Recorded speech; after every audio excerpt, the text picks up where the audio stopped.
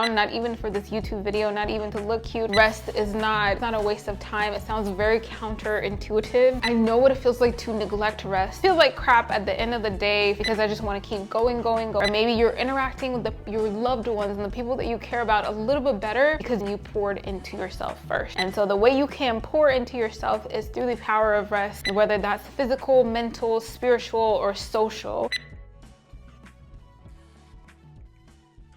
This next thing that I'm going to talk about is something that I'm about to do as soon as I'm done making this YouTube video, which is going for a walk. This is something that two people that you probably heard of take very seriously, and those two people are Charles Darwin and Steve Jobs. So in this book, Where Good Ideas Come From, Charles Darwin has this trail outside of his England home, which he likes to call sand walks and home. And so whenever he wanted to engage in some sort of deep thinking, he would take a stroll around that garden that he kept very meticulously clean and knit. So he would typically take walks at least 3 times a day, during the morning, after lunch, and then some sort of evening stroll later on. Another person that you probably heard of that also enjoyed long walks, none other than Steve Jobs. And so Steve Jobs, we know him for Apple. We know him for starting this company that is worth $3.5 trillion today, while Charles Darwin is the leading pioneer in biology. Pretty sure you've heard of him inside of your biology courses, whether that be in high school or college. So during my senior year, I ended up taking a computer science course, and it was a weed out course. That class made me want to cry, to say the least. But one thing that I promised myself that semester was that I was going to take Saturdays off, and the second thing is the Pomodoro technique, where I take 5-minute breaks and a long 30-minute break after 4 study sessions. During my 30-minute break where I went for a walk, as I was thinking, I was like, dang, this class is really hard. What the heck am I gonna do? So during that long walk, I actually was praying a little bit, thought about all the friends that I have that are actually computer science majors. Instead of deciding to pull on all-nighter and trying to figure this homework out by myself, I ended up texting a few people. I got the idea to reach out to multiple people. Oh, there was this kid, that I know that's a family friend, took this class and he's really smart at it, so I'm gonna hit him up. I'm gonna text him. I'm gonna ask my brother about him. I ended up reaching out to that kid that took the class, and he set some time apart to help me on my computer science homework. I ended up asking my brother. I ended up asking 2 or 3 of my close friends to help me on my homework. First thing was muscle through it. The first thing was,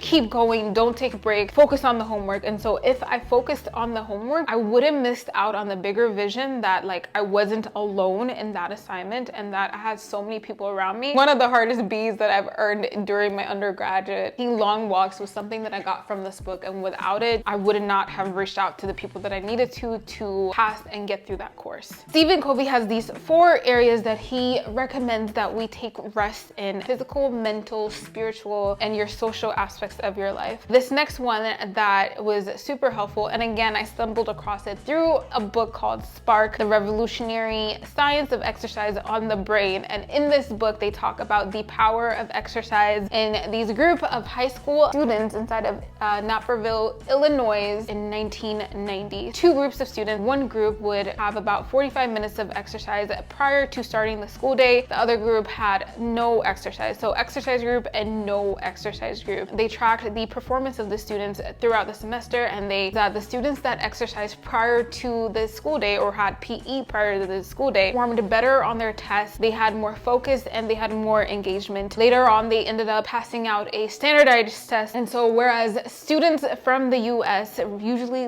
rank either middle or lower, these students ended up ranking first in the world in the category of science, and they ended up ranking 6th place in mathematics. This study just shows us the power of taking 30 minutes out of your day, maybe dedicating 2 or 3 hours per week, has a transformative effect on not only your stress level, your focus, but also the quality of the work that you produce and the work that you're able to do and your efficiency. And so maybe we sacrifice 3 hours on the side, but because we have such sharp focus, that something that takes us 3 hours to do maybe takes us 1 hour and 30 minutes, maybe takes us half the time. So the work that you're doing to invest into your mental health or your physical health, you're investing in there, and then the payoff is efficiency in the work that you're completing, or more energy at work, which means quality work, or maybe you're interacting with your loved ones and the people that you care about a little bit better because you invested and you poured into yourself first. And so the way you can pour into yourself is through the power of rest, whether that's physical, mental, spiritual, or social. essential. So this is why if I had to write a book one day, God willing, it would be in the power of rest. I pray that you took away a little bit from this video, you know, learned something or were reminded of something you want to start doing. I know these people and these books have changed the trajectory of my life, implementing